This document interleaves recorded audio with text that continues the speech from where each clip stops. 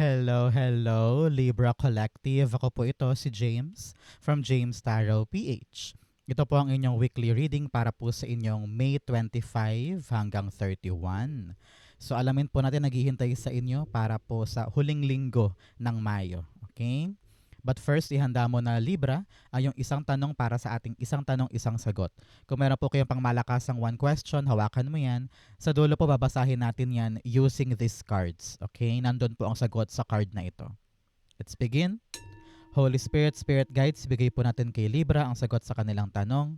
Inhale and exhale. Your cards for the week. Wow, Nine of Cups. Alam mo na, mamaya pag-usapan natin yan. Siya nga pala mga Libra, maraming salamat po ha sa lahat ng mga hindi nag-i-skip ng ads, nagla-like, nagko-comment, at lahat po ng mga patuloy pong sumusuporta sa atin every time po na meron tayong libreng reading para sa inyo. Hello, hello din po sa ating mga new subscribers dyan. Welcome po sa ating channel. And i-share nyo po itong video na to para marami pang Libra ang makapanood. So, sa suporta po ninyo na komento, liking, sharing, at hindi pag-i-skip ng ads, malaking tulong po yan. Salamat po. So, in the background of your reading, meron kang the Strength card. Alam mo, Libra, sabi ng yung spirit guides, nagpakatatag ka, nagpakatibay ka. Nagpasensya ka din for a very long time. Kinaya mo lahat ng pagsubok, lahat ng dumating sa'yo. May mga times sa parang gusto mo nang sumuko pero lagi mo sinasabi, kaya ko pa to, magagawa ko pa to. Napanghawakan mo yung problema, napanghawakan mo yung issue, napanghawakan mo yung challenge. And this time around, kitang-kita ko dito, you will rejoice. Okay? Because nagawa mo makalagpas sa isang mahirap na, na training o mahirap na gawain. And here you are, reaping the reward of that hard work. Congratulations. Especially here, in your core energy, meron kang the Nine of Cups. Alam mo na, Libra, kapag lumalabas to, this is your sign to make a wish. So ngayon, pumikit ka na, mag-wish ka na dyan para matupad yan. So, si Nine of Cups dito, sabi, ito na yung panahon kung saan mag-a-align ka na doon sa wish mo. May nangyayari na, sabi nga ni General Luna, may nangyayari na, may nagaganap na. No? Kumbaga, papalapit ka na ng papalapit sa gusto mo, kaya huwag kang bumitaw ngayon. Patuloy kang kumapit, patuloy kang magpakatatag, patuloy mong itulay yung prosesong yan. Example, malapit ka nang makapasa para makalipad papuntang Japan.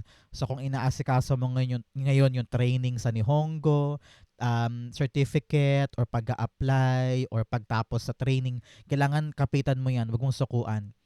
Kasi talagang yung wish mo, abot kamay. Sasaluhin mo na lang. Ihanda mo na yung palad mo kasi talagang darating na sa'yo. Kaya anong dapat mong gawin? I-align mo ng mabuti ang sarili mo. Every decision na gagawin mo ngayon ay dapat ay tutulay doon sa pangarap mo.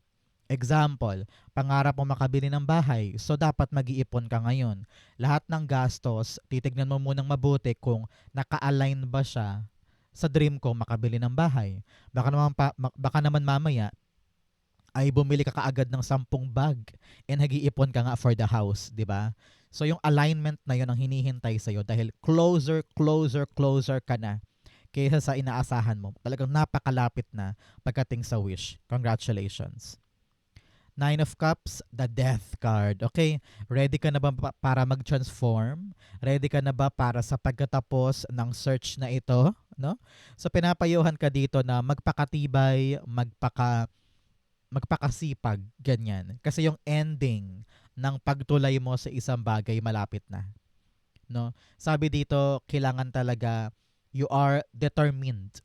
At narinig ko na dapat daw malinaw sa'yo, klaro sa'yo yung end point ng gagawin mo ngayon. Halimbawa, ikaw ay nag-seminar for a certain job. Dapat alam mo yung purpose niyan. Kapag natapos to, saan ako dadalhin nito? Ano yung kasunod nito? Ano yung pintuan magbubukas kapag ginawa ko to? Parang ganyan. So, lagi ang end point natin, ang goal mo ngayon. So, this time around, dapat tanggalin mo na daw yung mga etchapuera sa buhay mo nang hindi na yan makaharang pa sa goal mo. Halimbawa, Ang goal mo this time ay pumayat talaga. Mawala yung love handles mo sa tagiliran, lumiit ang tiyan, magka-muscle ganyan, or hindi ka na mahirapan umakyat na hagdanan kaya ka nagda-diet. So, kailangan tanggalin mo rin sa iyong sarili yung mga mali. Halimbawa, kakain ng junk food sa gabi, tama na yung soft drinks na yan, isang cup na lang ng kanin, or bibili ka na ng mga training equipments, or maghahanap ka na ng tamang gym, no? Kumbaga may binabago ka sa buhay mo para maganap itong wish na ito, no? Very, very close ka na eh.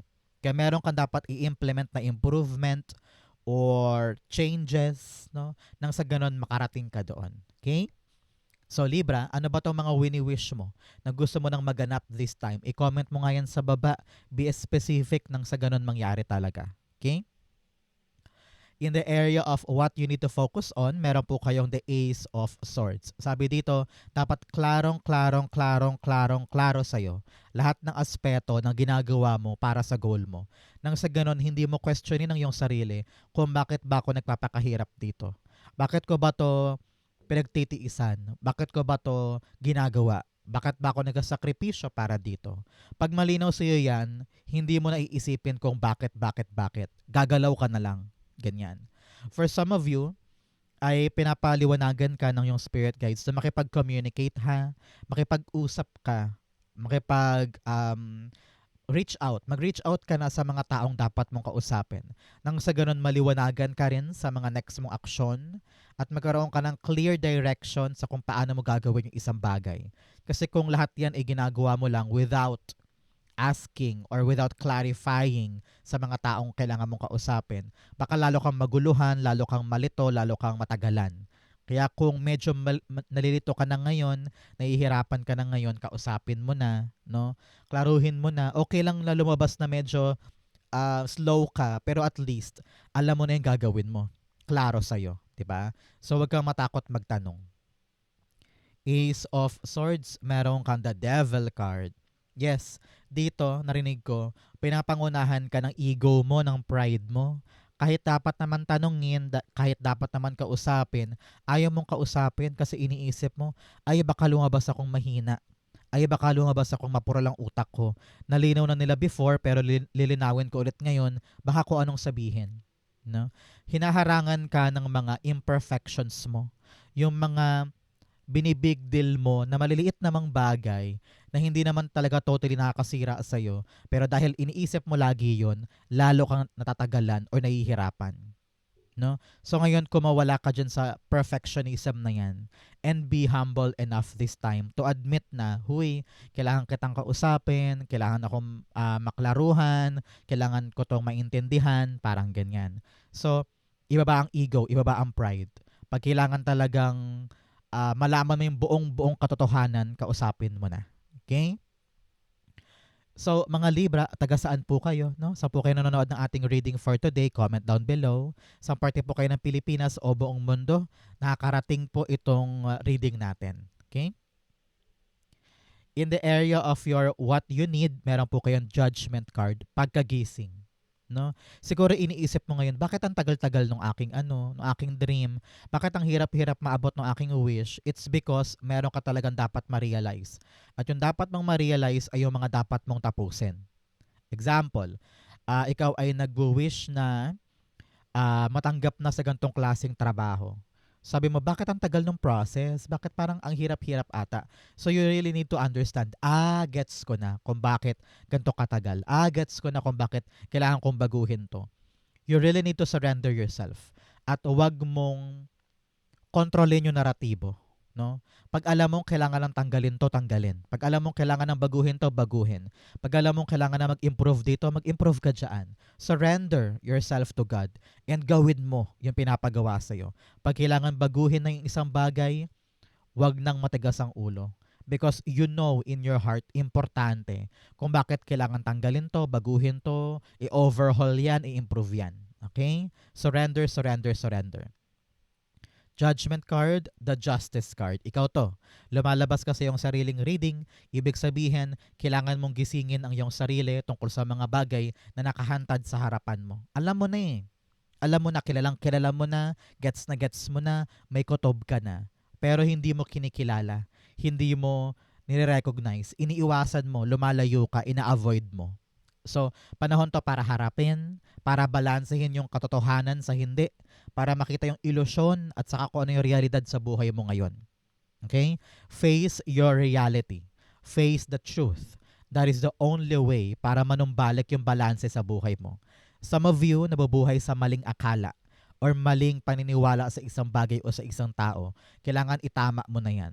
May kutob ka na. So pakinggan mo yung kutob mo na ay oo nga no, mali nga to. Ay tama ka nga. Ay matagal ko nang iniiwasan yan pero sige harapin ko na. Parang ganyan. So face the calling, accept the truth at doon manggagaling yung next move mo. And this time around, sinasabi ko sa'yo, kapag nakita mo talaga ng buong buo at sinusunod mo yung kaliwanagan doon sa na-realize mong ito, tama na yung next action mo. Okay?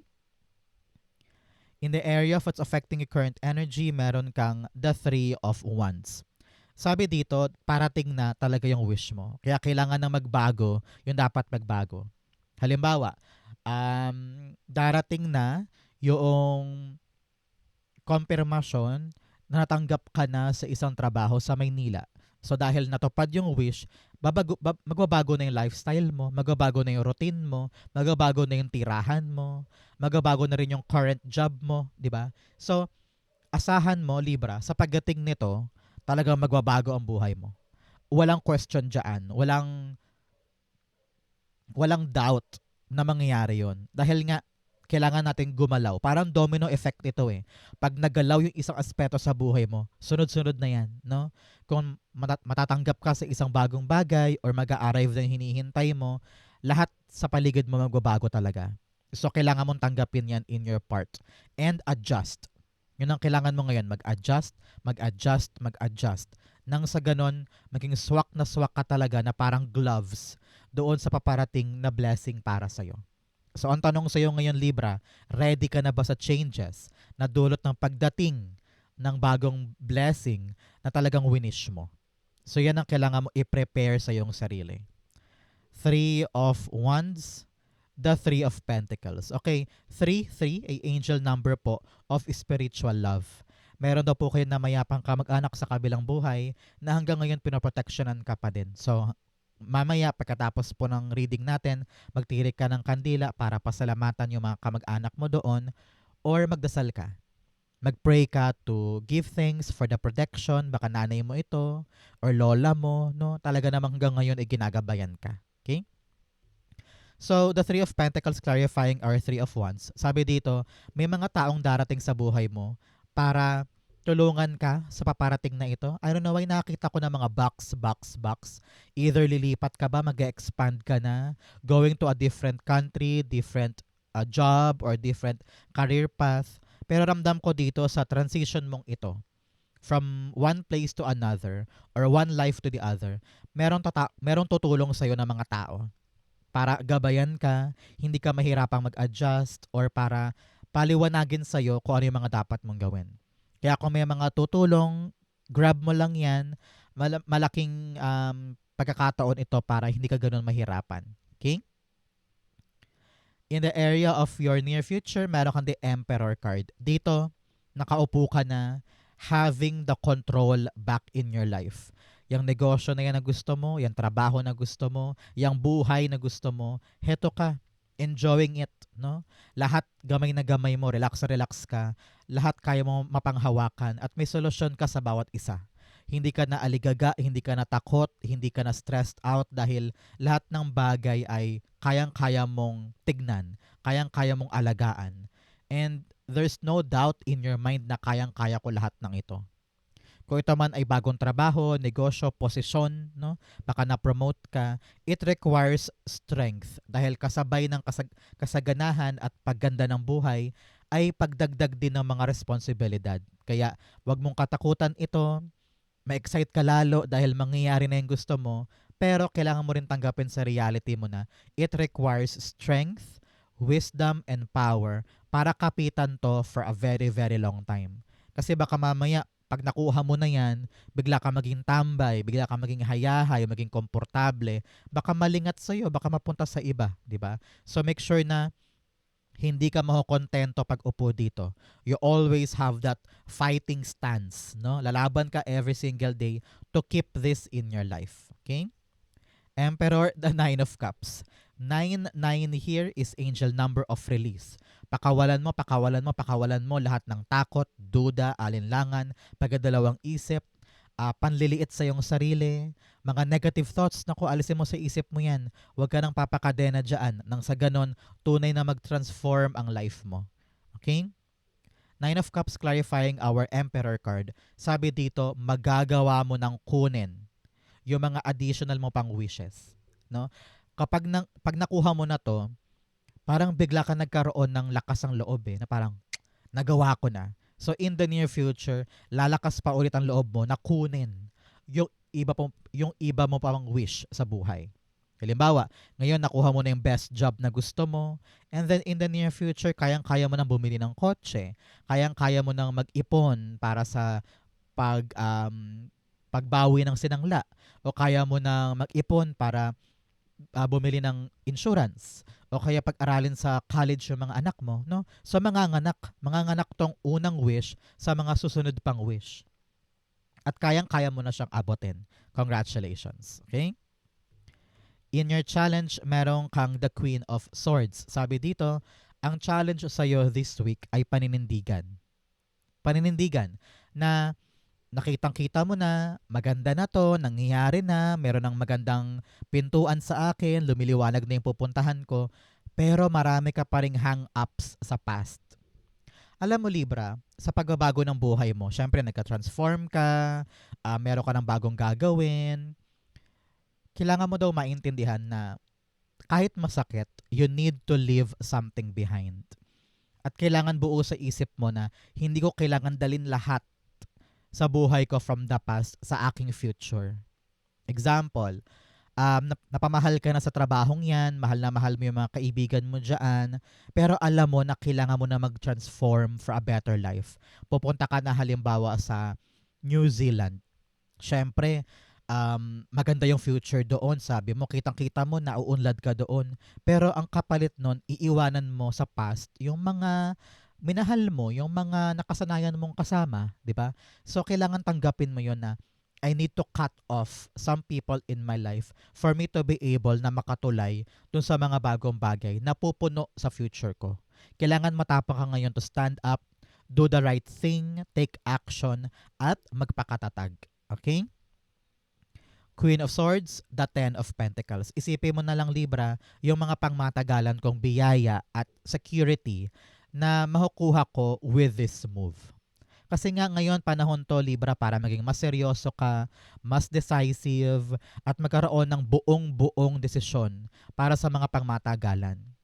Pangmatagalang trabaho, pangmatagalang family life, pangmatagalang negosyo. Kaya kung ano man yung mga minahal mo at talagang naging importante sa'yo in the past, pero nakita mong hindi na makakatulong para sa mga long-lasting sa buhay ko, learn to cut them off in your life. Kasi panahon na to para sa advancement.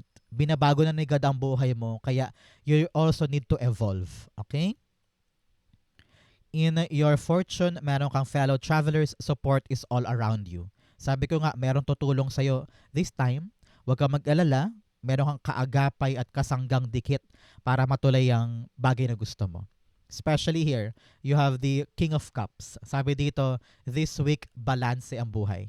Okay? Kahit gaano kagulo ang paligid, magulo sa politika, magulo ang ekonomiya, magulo ang kapitbahay mo, o magulo ang mga katrabaho mo, this week makakalasap ka ng payapa. Parang hindi ka na alam mo yun, parang hindi ka napapatol. Hindi mo na ibibig deal yung gulo sa paligid. Sabi mo, okay ako, relax ako, bahala kayo dyan. Ipaprioritize ko yung peace of mind ko, yung happiness ko, yung day off ko today. No, parang meron kang sineset na boundary para sa mga bagay or sitwasyon na alam mong makakasira lang sa araw ko or sa diskarte ko. Ngayon, I don't know why, parang mas pinaprioritize mo yung katahimikan ng buhay. Parang hindi ka tulad dati na sumasabay ka sa uso, sumasabay ka sa discussion, kapag merong debate, sasabat ka. Pero ngayon parang, bahala kayo dyan. Tahimik ang buhay ko, aasikasuhin ko na lang yung importante, doon na lang ako. Parang ganyan. King? King of Cups, the Hermit card. Yes, sabi ko sa inyo kanina, mas papahalagahan mo yung mga moments na tahimik ka. Mag-isa ka. Parang ganyan. So if you want to go out alone, kakain ka sa labas mag-isa, pupunta ka sa park mag-isa, or kapag sa opisina, kapag nagkukumpulan sila doon, ikaw okay ka lang sa cubicle mo, bahala kayo dyan, dito lang ako. Kasi parang mas vinavalue mo ngayon yung tahimik na buhay. Kasi pag ganun kasi alam mo na less problem, less mistakes, less issues. Parang nakafocus ka na lang sa negosyo o trabaho mo. Kasi alam mo yun na mas importante. In this economy, di ba? Ayaw mo ng dagdag problema, dagdag sakit sa ulo. Kaya alam mo kung ano yung dapat mong unahin ngayon. Congratulations. Okay? Meron din po sa inyo, sinasabihan na this week darating din po yung sagot. Parang meron kang hinahanap na sagot eh. And you're thinking, teka, paano ko ba ito susolusyonan? Huwag kang mag-alala, the answer will come at payapa ka na sa gagawin mo. Okay? In your divine messages, meron kang nothing will come of this situation. Yung mga alalahanin, yung mga paggulong mo sa yung limitadong space, yung mga takot mo, walang mangyayari kung papairalin mo yan. Kailangan maging matapang ka ngayon, palaban ka ngayon. Walang magbibigay sa'yo ng biyaya agad-agad. You need to really stand up and work to get that. Okay? In your divine messages, meron kang the Fool card. Sabi dito, panahon na para sumugal sa mga bagong bagay. Lamang ang mga taong marunong talagang lumaban sa buhay, di ba? Parang, sige, try ko lang yan. Sige, subukan ko lang yan. Sige, simulan natin to. Sige, tatalon na ako doon. Sige, sasagutin ko na itong bagay na ito. You need to tell yourself that I am open for something new para pumasok talaga yung mga pagkakataon. At kapag dumating na yung mga chance na yan, susunggaban mo para hindi masayang. Tumawag ka kay universe, diba? Sabi mo, God, ready na po ako for something new. Ready na po ako para sa paglago ng buhay ko. So pag may dumating, wag mo naman tanggihan. Subukan mo lang para makita mo kung yan ba yung sagot sa'yo ni God. Okay? Full card, the Ace of Pentacles. Yes. May darating talagang bagong biyaya, bagong pagkakataon, bagong pintuan sa buhay mo. Kaya time for you to be brave, time for you na maging masigasig, subukan lang natin. Pasok tayo sa isang unfamiliar territory or unfamiliar journey. Pero kasi sabi mo, maganda to, pwede to sa akin, kaya ko to. Okay? Good luck po sa mga new endeavors and new activities mo this time. Kayang-kaya mo yan. Outcome mo yan, bigyan mo na kita ng fortune cards. You have August. O mga Libra, meron ba kayong special occasion pag August? Halimbawa, birthday ni kapatid, ni magulang, or anniversary, ganyan. Kung yes po, ibig sabihin this reading is for you. Pero kung wala naman, meron daw po kayong milestone sa buwan ng Agosto. You also have Owl, good advice from a wise person. Magkaroon ka doon ng heart-to-heart talk with this someone in your life na alam mong mabait, marunong umunawa, magaling magpayo. That conversation ay makakatulong sa'yo para mahanap mo yung sagot at kaliwanagan sa isang bagay. You also have X forces working against you. Sabi dito may pumipigil talaga para gawin yung mga bagay. Either sarili mo to, no? O ibang tao. Pero dapat daw hindi maging hadlang yun kung talagang gusto mo tong mangyari. Okay? You have Barrel. You feel something is lacking in your life. Perhaps love, money, or goals. Meron ka nararamdaman na kakulangan. Parang feeling mo wala kang love or wala kang pera or nahihirapan ka sa goal mo. Kaya panahon talaga to sa iyo, Libra, na maging maliwanag kung ano ba talaga yung hinahanap natin. At gumawa tayo ng paraan para makawala tayo dun sa lack energy na yon, sa kakulangan na energy na yon. So, panahon to para lumaban, maging matapang at suungin nang sa ganon yung kulang sa buhay makuha na natin. Okay? Outcome ni Libra from May 25 to 31, you have the Queen of Pentacles. Yes, sabi dito, soon, you're gonna be very, very happy.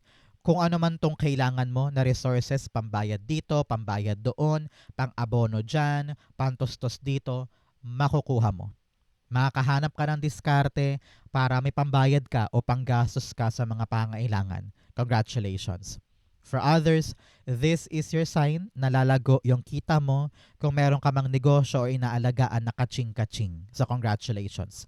Pagdating sa usaping pera, makakaasa ka, merong solusyon at merong direksyon.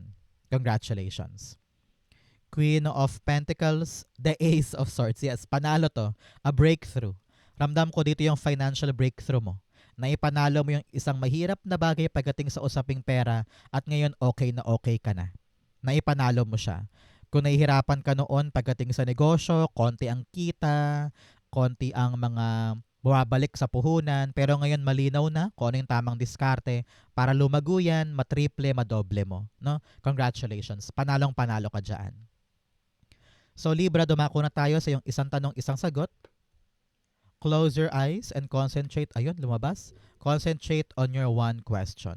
Inhale and exhale. You have the Fool card, the Two of Pentacles, and the Five of Wands. At the bottom, meron kang the Knight of Wands. Sabi dito, panahon na para sumugod daw.